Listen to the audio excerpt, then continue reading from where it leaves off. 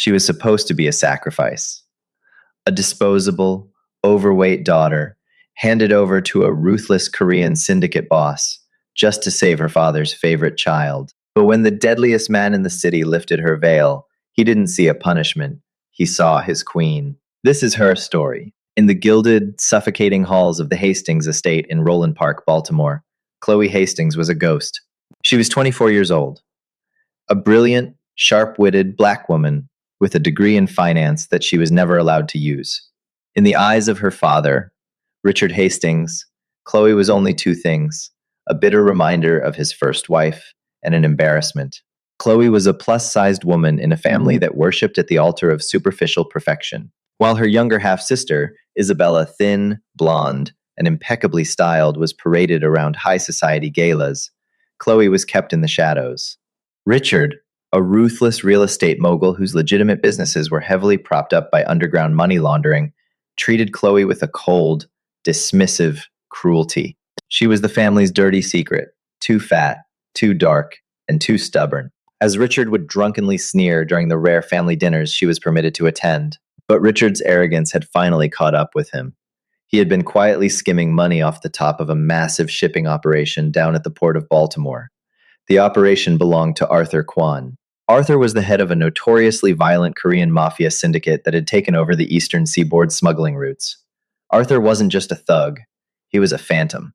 Educated, impeccably tailored, and utterly devoid of mercy, he had built an empire on loyalty and absolute terror. When Arthur discovered the missing $15 million, he didn't send police.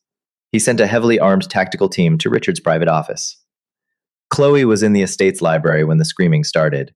She had crept out of her room to return a stack of books, only to freeze at the top of the grand staircase. Down in the foyer, Richard was on his knees. His designer suit was torn, his face bloodied. Standing over him was Silas, Arthur Kwan's towering enforcer. "Mr. Kwan demands payment by midnight." Silas's voice echoed against the marble walls, flat and terrifyingly calm. "Or he takes your life, your properties, and your legacy. But Mr. Kwan is a reasonable man. He knows your cash is tied up in the Cayman accounts. So, he asked for collateral. The one thing you value." Richard was weeping, a pathetic display from a man who usually ruled with an iron fist. "Anything. Take the harbor properties. Take the cars." "Mr. Kwan wants your daughter," Silas said. "Isabella. He has seen her at the charity galas. She will come to the compound. If you pay the debt in 6 months, she returns unharmed. If you don't, she belongs to the syndicate." Chloe watched in horror from the shadows as Richard's face went completely pale. Isabella was his golden goose, his bargaining chip for a future political marriage. He couldn't lose her to a mobster. "Yes," Richard choked out, his eyes darting frantically. "Yes, of course. Send a car tonight at 11. She will be ready." When Silas left, Richard collapsed on the floor. Isabella, who had been hiding in the drawing room, ran out, sobbing hysterically. "Daddy, you can't. You can't give me to them. They'll kill me. They're monsters." "Hush, Bella," Richard said, his voice suddenly going dangerously quiet. He slowly pulled himself up, wiping the blood from his mouth. A sick, twisted smile crept onto his face. He looked up, his eyes locking onto the shadows at the top of the stairs where Chloe was hiding. "I'm not sending you to Arthur Kwan." Chloe's heart dropped into her stomach. She stepped back, but Richard was already pointing at her. "Grab her!" Richard barked at his private security guards. Chloe fought. She kicked, screamed, and clawed as two massive men dragged her down the stairs. "Dad, no, please," she begged, tears streaming down her face. Richard grabbed her by the jaw, his fingers digging painfully into her cheeks. "You've been eating my food and living under my roof for 24 years, contributing absolutely nothing. You shame me every time you walk into a room. You want to be useful? Now is your chance." "He asked for Isabella," Chloe screamed, spitting blood onto the marble floor. "Arthur Kwan thinks he can humiliate me by taking my prized possession," Richard sneered. "Let's see how he feels when he opens his little gift box and finds a fat, worthless pig instead. It's an insult for an insult." "He'll kill you! He'll kill us both!" Chloe sobbed. "He won't kill me. I'll be on a private jet to Zurich by midnight with Bella," Richard whispered maliciously. "What he does to you, however, is no longer my concern." They dragged her into the basement. A doctor on Richard's payroll was already waiting with a syringe. The last thing Chloe remembered before the heavy, dark waves of sedatives pulled her under was the sound of her sister packing luxury luggage upstairs, completely indifferent to the fact that Chloe was being sent to a slaughterhouse in her place. Consciousness returned to Chloe like a slow, painful tide. The first thing she registered was the smell of expensive cedarwood, leather, and rain. The second was the sickening softness of the bed beneath her. She gasped, her eyes snapping open. She wasn't in a basement, and she certainly wasn't in a shipping container. She was lying in the center of a massive, minimalist bedroom that looked like it belonged in an architectural digest. Floor to ceiling windows revealed the glittering nighttime skyline of downtown Baltimore. Rain lashed against the reinforced glass. Panic seized her chest. She scrambled backward against the velvet headboard, her breathing ragged. She looked down at herself. She was still wearing the oversized, comfortable sweatpants and t-shirt she had been reading in. Her father hadn't even bothered to dress her up for the sacrifice. I wouldn't move too quickly. The sedatives in your system are heavy. The voice came from the darkest corner of the room. It was deep, smooth, and laced with a terrifying authority. Chloe froze. From the shadows of a high-backed leather reading chair, a man stepped forward. Arthur Kwan was nothing like the brutal, scarred thug Chloe had imagined. He was devastatingly handsome, with sharp, aristocratic features, dark eyes that missed nothing, and black hair styled meticulously. He wore a bespoke charcoal suit without a tie, the top two buttons of his shirt undone. He moved with the silent, predatory grace of a big cat. He stopped at the foot of the bed, a crystal glass of amber liquid in his hand.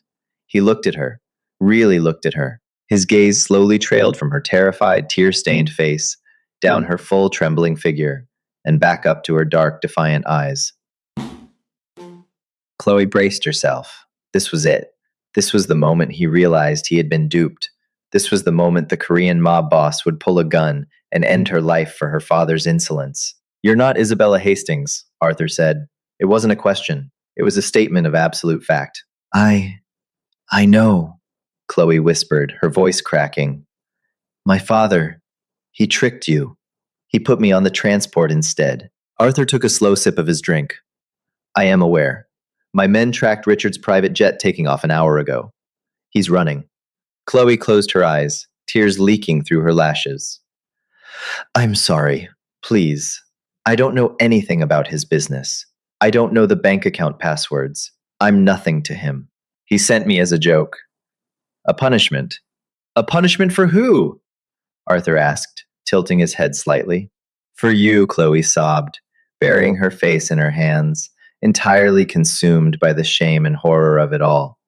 "Because you wanted his beautiful daughter, so he gave you the fat, ugly one to humiliate you. You can just shoot me. Just get it over with, please." Silence stretched in the room, so thick and heavy it felt suffocating. Chloe waited for the click of a gun. She waited for the rage. Instead, she heard a low, dark chuckle. Chloe lowered her hands, staring at him in sheer bewilderment. Arthur Kwan was smiling. It wasn't a warm smile. It was sharp, dangerous, and utterly captivated. "Your father," Arthur said softly, walking slowly around the bed toward her, "is a remarkably stupid man." He set his glass on the nightstand and leaned down, bracing his hands on the mattress on either side of her. He was so close she could smell the bergamot and expensive scotch on his breath. Chloe pressed herself flat against the headboard, her heart hammering wildly. "He thinks," Arthur whispered, his dark eyes locking onto hers, "that he insulted me. He thinks he handed me a piece of trash. But what Richard doesn't realize is that he just gave me the only person in the Hastings family with a brain, a spine, and actual worth." Chloe's breath hitched. "What?" "I know exactly who you are, Chloe," Arthur murmured.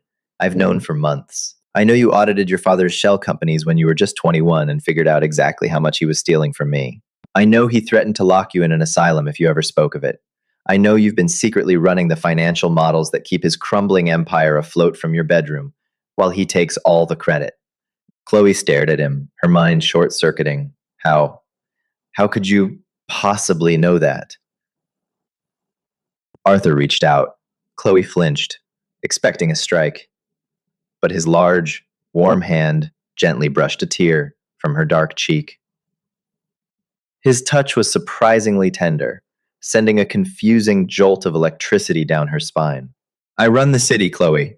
I make it my business to know where the real power lies in my enemies' houses, Arthur said quietly. Isabella is a pretty, empty vase. She would have cried for a week, and I would have sent her back. But you? He stepped back, his eyes running over her curves with an intensity that made Chloe's skin flush hot. There was no disgust in his gaze. There was raw, unfiltered hunger. You are a survivor, Arthur continued, his voice dropping an octave. And you are magnificent. Your father thought he was handing me a punishment, but he just gave me my queen. Chloe sat frozen, her chest heaving. The most dangerous man in the city wasn't going to kill her. He was looking at her like she was the prize he had wanted all along. So, Arthur said, turning toward the heavy oak door. Rest tonight, Chloe Hastings. Tomorrow, we burn your father's empire to the ground, and you're going to help me do it. Sunlight streamed through the floor to ceiling windows of the penthouse, waking Chloe from the first genuinely restful sleep she had experienced in years. For a fleeting second, she thought she was back in her dreary, cramped room at the Hastings estate. But the feel of the 1,000 thread count Egyptian cotton sheets against her skin and the sprawling view of Baltimore's inner harbor brought the terrifying, exhilarating reality crashing back. She was the captive, no, the guest of Arthur Kwan. Chloe sat up, pulling the heavy duvet around her. On the sleek glass vanity across the room, a series of garment bags hung from a brass rack. A small, cream-colored envelope sat on the bedside table. Your father dressed you to hide you. I prefer you to be seen. Join me for breakfast when you're ready. A. Curiosity overriding her lingering anxiety, Chloe approached the vanity. She unzipped the first bag. Her breath caught in her throat. It wasn't the oversized, shapeless tunics or drab sweatpants her father had always forced her to buy to cover up her bulk. It was a stunning, custom-tailored emerald green dress from a high-end designer. Next to it was a pair of wide-leg silk trousers and a perfectly fitted cashmere blouse. They were her exact measurements. Arthur hadn't just guessed, he had paid attention. When Chloe slipped on the emerald dress, she looked at the full-length mirror and barely recognized herself. The rich color made her rich, dark skin absolutely glow. The cut hugged her full hips and accentuated her waist, celebrating her curves instead of burying them. For the first time in 24 years, Chloe didn't see a punishment. She saw a powerhouse. She found Arthur in the expansive dining room, sitting at the head of a long mahogany table, scattered with iPads and financial dossiers. He was speaking in rapid, hushed Korean into an encrypted phone, but the moment Chloe walked in, his words stopped dead. His dark eyes tracked her every movement as she approached. The raw, unfiltered appreciation in his gaze sent a flush of heat radiating from her chest all the way to her toes. Emerald is definitely your color, Arthur said, ending his call and tossing the phone onto the table. He stood up and pulled out a chair for her. I took the liberty of having a tailor from Manhattan send over a temporary wardrobe until you can have fittings. Arthur, Chloe started, her voice trembling slightly before she forced it to steady. Why are you doing this? I told you.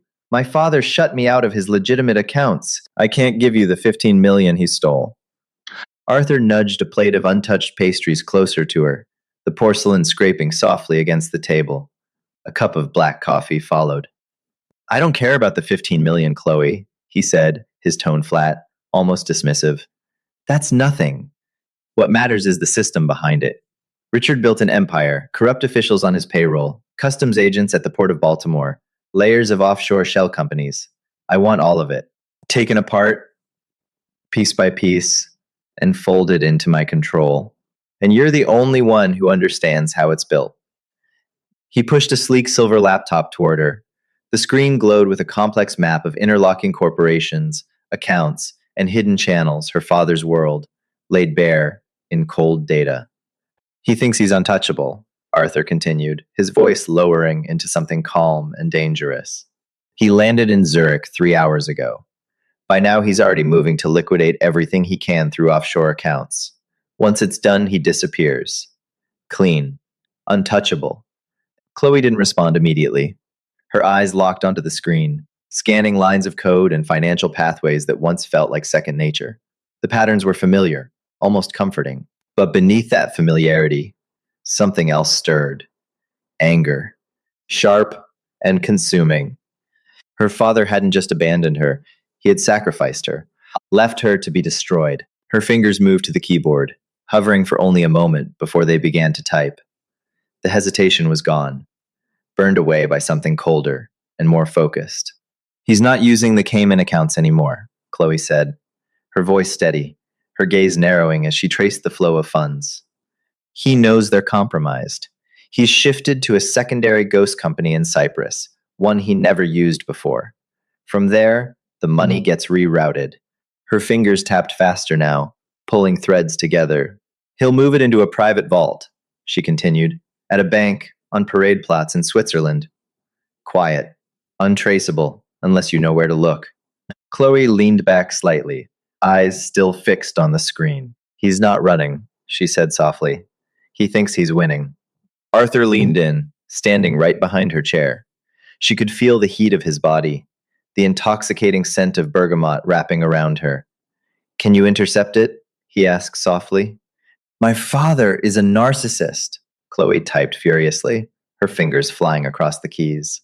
He never changes his foundational encryption codes because he thinks he's smarter than everyone else. He uses the date of his first successful real estate acquisition mixed with Isabella's birthday.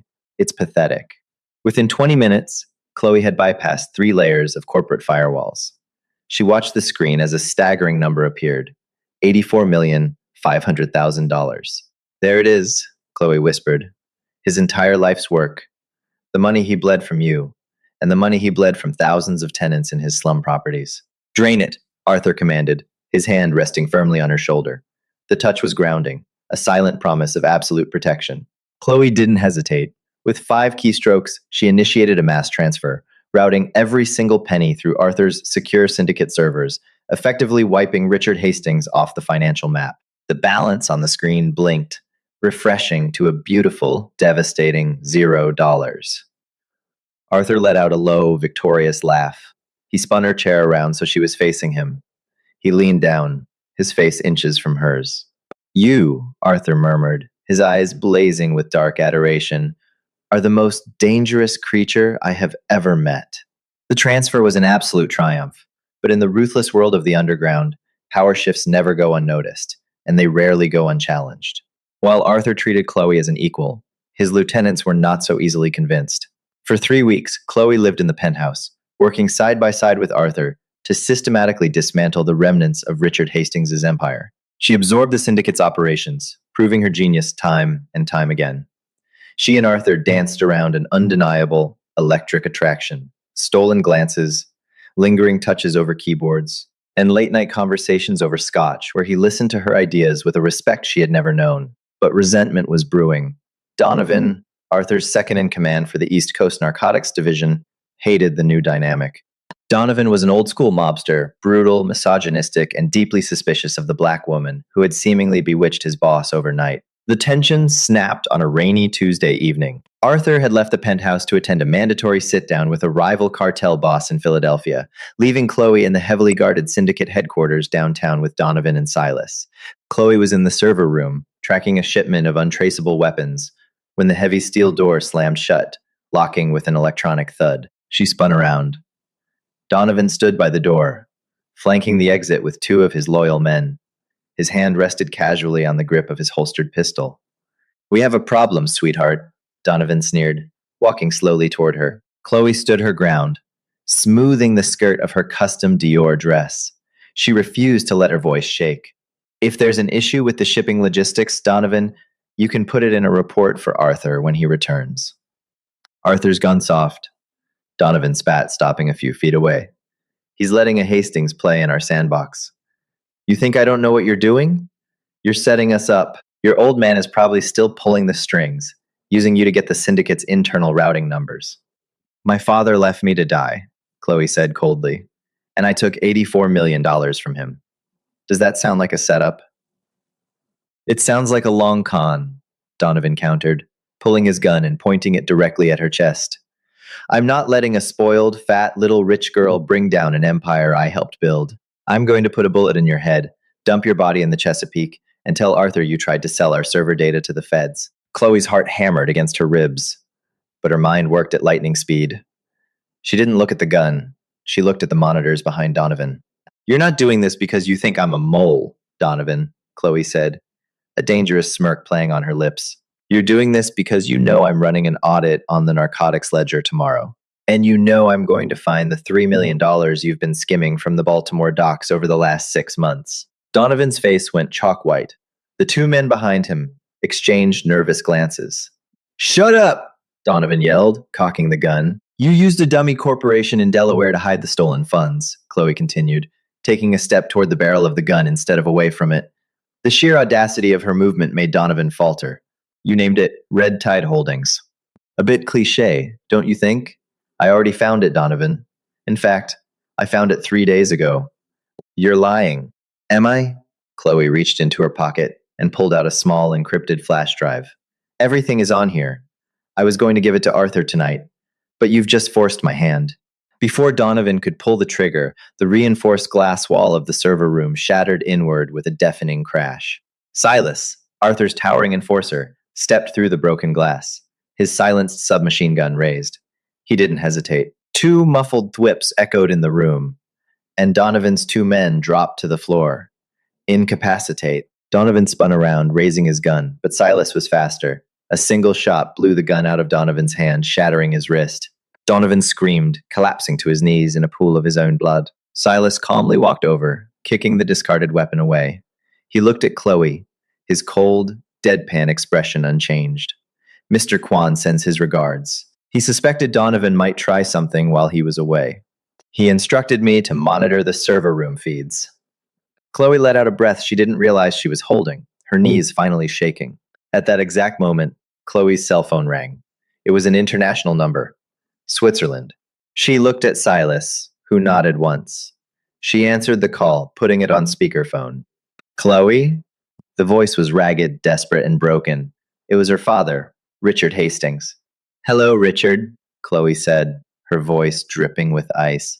Chloe, listen to me, Richard pleaded, the sound of traffic echoing in the background. He sounded like a man drowning. The accounts. They're gone. The Swiss bank says the funds were routed out using my personal encryption. Someone hacked me. I have nothing. The hotel is kicking me and Isabella out, and the Russian creditors. They know where I am. I know, Chloe said smoothly. Dead silence on the other end of the line. Then, a horrifying realization dawned on Richard. You? No, you're dead. Arthur Kwan killed you. Arthur Kwan gave me a seat at the table, Chloe corrected, staring down at the whimpering traitor Donovan, bleeding on the floor. You told me I was useless, Dad. You told me I was a punishment. But it turns out I'm a prodigy. I took your money, I took your empire, and I gave it all to the man you tried to cross. Chloe, please. You're my daughter. They're going to kill me. Isabella is crying. We have nowhere to go. Then you better start running, Richard, Chloe whispered, her eyes flashing with a ruthless, hard light that mirrored the mob boss who had claimed her. Because Arthur's men are already in Zurich, and they aren't coming for Isabella this time. She hung up the phone. The transformation was complete. The frightened, abused girl from the Hastings basement was dead. In her place stood the queen of the syndicate. Arthur Kwan returned to Baltimore exactly 12 hours after the server room incident. The heavy, reinforced steel doors of the syndicate headquarters parted for him. But instead of the usual silent, disciplined deference from his men, there was a palpable, buzzing tension in the air. The lower levels were too quiet. Men avoided his gaze, their eyes darting nervously to the floor. Arthur didn't need to ask what had happened. The sharp, acrid scent of industrial bleach masking the faint, lingering metallic tang of blood near the server wing told him everything he needed to know. He bypassed the main floor and found Silas standing guard outside the penthouse's private elevator. The towering enforcer's suit was immaculate, completely betraying the violence he had exacted hours prior. Report, Arthur demanded, his voice a low, dangerous hum that vibrated in the quiet corridor. Silas didn't blink, his posture rigid. Donovan attempted a coup at 21 hours. Sir, he cornered Miss Hastings in the server room with 2 loyalists. She had already uncovered his embezzlement from the Delaware shell companies. Instead of retreating, she baited him. She stood right in front of his weapon and manipulated him until he confessed to his crimes on the security feeds. I neutralized the threat exactly as you instructed. Arthur's jaw tightened, a muscle feathering in his cheek. And Chloe? Unharmed, sir, Silas replied, a faint, incredibly rare ghost of respect entering his usually monotone voice. She also fielded a call from her father during the cleanup. She stood over Donovan's bleeding body and calmly informed Richard Hastings that his entire net worth was gone and that your extraction team was waiting for him in Zurich. A slow, dark smile spread across Arthur's face. The terrifying phantom of the eastern seaboard didn't feel anger at the insubordination. He felt a surging, overwhelming wave of pride. He bypassed the elevator entirely and took the private stairwell 2 steps at a time. When he pushed open the heavy carved oak doors to the penthouse library, he expected to find her shaken. Most seasoned criminals would need a drink to steady their hands after looking down the barrel of a trader's gun. But when he stepped inside, he found Chloe standing casually by the floor-to-ceiling windows, staring out at the glittering harbor. She was wearing a tailored black silk blazer over a dark crimson dress that hugged every curve of her full figure perfectly. A heavy crystal glass of vintage bourbon rested lightly in her hand. The nervous, shrinking girl who had arrived at his compound a month ago was completely gone. The black woman standing before him radiated absolute, unapologetic power. Hearing his footsteps, Chloe turned. Her dark eyes met his, calm and entirely unfazed. I leave you alone for 48 hours, Arthur murmured, walking slowly across the vintage Persian rug until he was mere inches from her. And you systematically dismantle my second in command and mentally break a fugitive on another continent. Chloe took a slow, deliberate sip of her bourbon. Donovan was a liability, Arthur. He lacked vision, and worse, he lacked discipline. He let his ego and his prejudice against me blind him to his own sloppy accounting. As for my father, I simply gave him the reality check he so desperately needed. Arthur reached out, gently prying the crystal glass from her fingers and setting it on the mahogany desk beside them. He looked down at her, his dark eyes blazing with an intensity that made the air in the room feel heavy, thick, and suffocating. Did you think I wouldn't protect you? Arthur asked, his voice dropping to a gravelly, intimate whisper. I told Silas to watch the feeds because I knew Donovan's pride couldn't handle taking orders from a woman, especially a Hastings. But I never expected you to stare down the barrel of a loaded gun just to prove a point. I wasn't trying to prove a point, Chloe replied, her chin tilting up defiantly, refusing to break eye contact. I was protecting what belongs to us. The word us hung in the air, a final, irrevocable shift in their dynamic. It wasn't a hostage and a captor anymore. It was an alliance, a partnership, a reign. Arthur's iron restraint finally snapped. He tangled his large hand in her dark, thick hair, pulling her flush against his solid chest. His mouth crashed down on hers, fierce, possessive, and claiming. There was nothing gentle about the kiss. It was a collision of two apex predators, a violent clash of intellect and raw, unbridled desire. Chloe gasped against his lips, dropping all her defenses as her hands instinctively gripped the lapels of his tailored suit, pulling him even closer. When he finally pulled away, both of them were breathing heavily. Arthur rested his forehead against hers, his thumb gently tracing the line of her jaw. Your father thought he was throwing you to the wolves, Arthur whispered against her lips, reverence dripping from every word. He thought he was discarding trash. He didn't realize he was handing me the only woman in the entire world capable of ruling beside me. And what about Richard? Chloe asked, her voice breathless, but her mind sharp as ever. Your men in Zurich? Arthur chuckled, a dark, merciless sound that vibrated against her chest. Death is far too easy for a man like Richard Hastings. My extraction team intercepted him as he tried to flee his luxury hotel. They didn't put a bullet in his head. They stripped him of his passport, his remaining physical cash, and his designer luggage. We flagged his name and biometrics with every international banking authority and law enforcement agency in Europe. Chloe pictured it with pristine clarity, the biting, freezing rain of a Swiss night. Her father, the great, arrogant real estate mogul, forced out onto the cobblestone streets. Isabella, shivering in her thin designer clothes, screaming at a hotel concierge because her black cards were declining. They're ghosts with no money, Arthur continued, his eyes gleaming with vindictive pleasure. Stranded in a foreign country. The Russian creditors your father owes are already tracking his scent. He has no leverage, no assets, and no one coming to save him. They'll have to beg, Chloe said, a wicked, deeply satisfied smile touching her lips. They'll finally know what it feels like to be completely powerless. They will, Arthur agreed, pressing a kiss to her temple. While you conquer. The very next morning, Arthur called an emergency sit-down with the 5 remaining lieutenants of his syndicate. The men gathered in the subterranean boardroom, a cold, windowless space designed for intimidation. They expected Arthur to take the head of the table. They expected a bloodbath over Donovan's treason. Instead, Arthur walked in and stood by the door, his arms crossed over his chest. Chloe walked in past him, carrying a single leather folder. She didn't hesitate. She walked directly to the head of the heavy iron table and sat down. The room went dead silent. A few of the older capos, men like Russo and Gallagher, exchanged furious, insulted glances. Gentlemen, Chloe began, her voice carrying clear and cold across the room. She opened the folder, tossing a stack of printed ledgers down the center of the table. Donovan is currently breathing through a tube because he stole $3 million from this organization. But more importantly, he lacked the intellect to hide it properly. I found his offshore accounts in 3 days. In the same amount of time, I've restructured our entire East Coast shipping logistics. By routing our legitimate imports through my father's old shell companies, I have effectively laundered $40 million of street cash, tax-free, in the last 48 hours. She leaned forward, bracing her hands on the table, staring down men twice her size. I am not here to play games.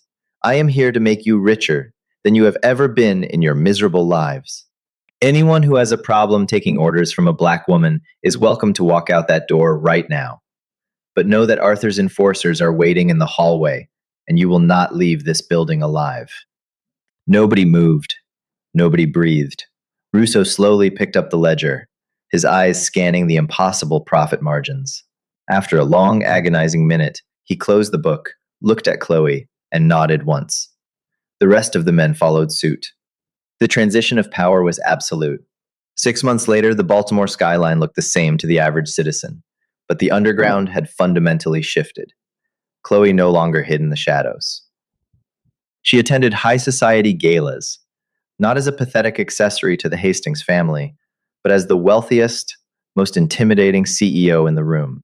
When she walked into a venue, dripping in custom diamonds and wearing gowns that celebrated her full commanding figure, the room parted for her like the Red Sea. And always, standing right beside her, was Arthur Kwan. The phantom boss had finally stepped into the light, a lethal shadow utterly devoted to his queen. Standing on the balcony of their sprawling new estate that overlooked the city, Chloe leaned back against Arthur's chest. She thought back to the cold basement of her father's house, the sting of the sedative, and the sheer terror of being a punishment. What are you thinking about? Arthur murmured, kissing the crook of her neck. Just thinking about how a single, terrible betrayal turned out to be the greatest gift I ever received, she said softly, resting her hand over his. Arthur smiled against her skin.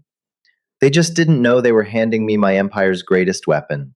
And that is how you turn a cruel punishment into an unstoppable empire. Chloe went from being a hidden, abused daughter to the absolute, undisputed queen of the criminal underworld, mentally breaking her toxic family and claiming the city's deadliest boss in the process. Never, ever underestimate a woman who has nothing left to lose. If you love this epic story of revenge, raw power, and unexpected mafia romance, make sure to smash that like button, leave a comment about your favorite twist, and subscribe for more intense, dramatic stories.